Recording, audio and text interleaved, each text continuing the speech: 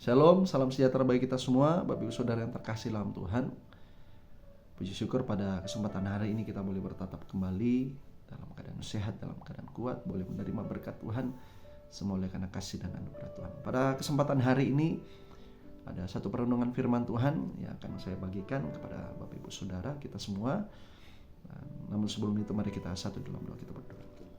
Tuhan Yesus, terima kasih kalau pada kesempatan hari ini kami boleh dibangunkan dalam keadaan tubuh yang sehat, boleh menikmati pagi yang indah, pagi yang cerah, semua karena kasih dan anugerah-Mu yang begitu besar di dalam setiap langkah kehidupan kami.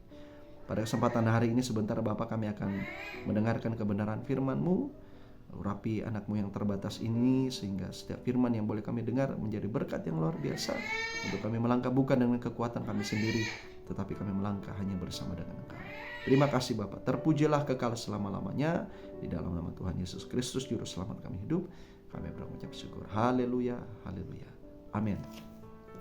Saudara yang terkasih dalam Tuhan, ada satu perenungan firman Tuhan yang terdapat di dalam 2 Tawarik 13 ayat 1 sampai dengan 22. Saudara bisa baca di rumah, kitab 2 Tawarik 13 ayat 1 sampai dengan 22. Nah saudara, ketika Salomo mati, terpecahlah kerajaan Israel.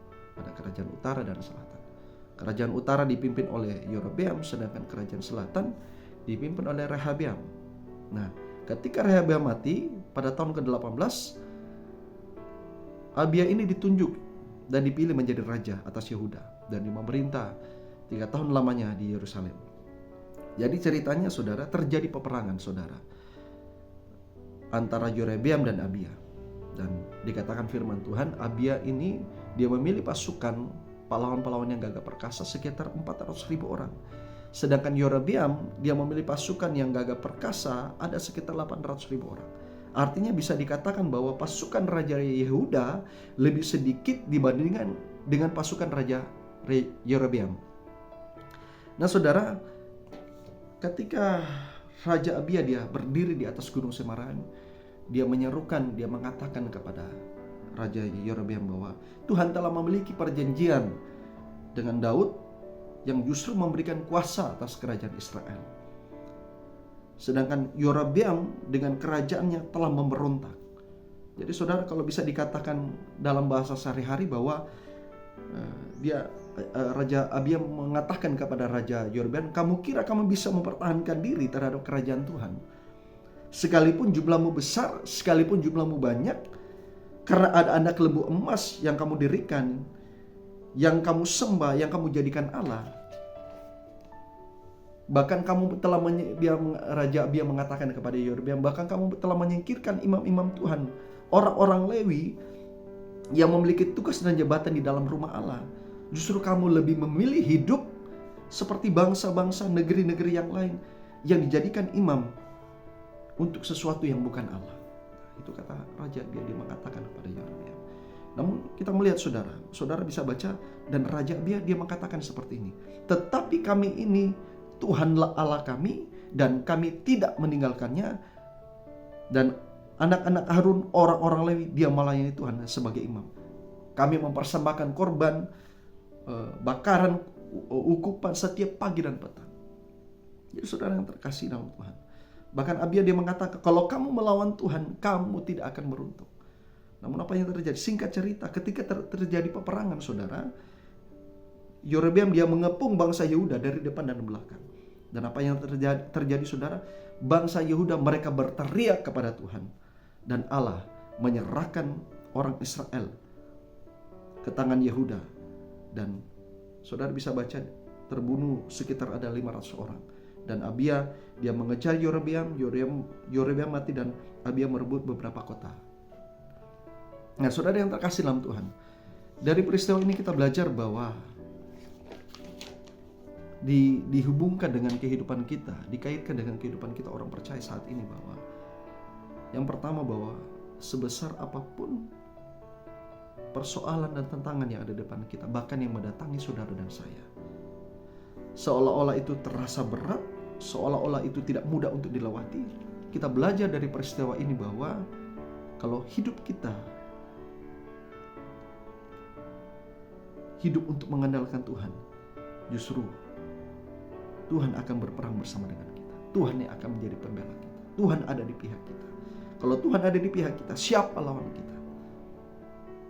Kita percaya bahwa ketika kita mengandalkan Tuhan, ketika kita menghadirkan Tuhan, ketika kita melibatkan Tuhan di dalam setiap keadaan apapun yang kita alami, justru semakin hari kita diberikan kekuatan dan kuasa untuk kita mampu dan sanggup melewati.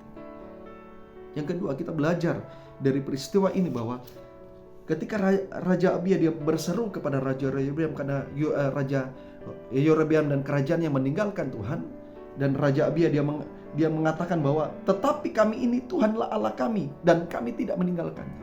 Saudara, hal itu juga mengajarkan kepada saudara dan saya bahwa, bahkan mengingatkan kepada kita bahwa justru semakin hari, setiap saat, dimanapun saudara dan saya, apapun yang terjadi, kondisi apapun yang kita lewati saat ini, kita juga justru harus memiliki perkataan iman dengan mengatakan, hai jiwaku, aku menang, aku kuat, aku berjuang, aku bertahan karena Tuhan ada di pihak saya.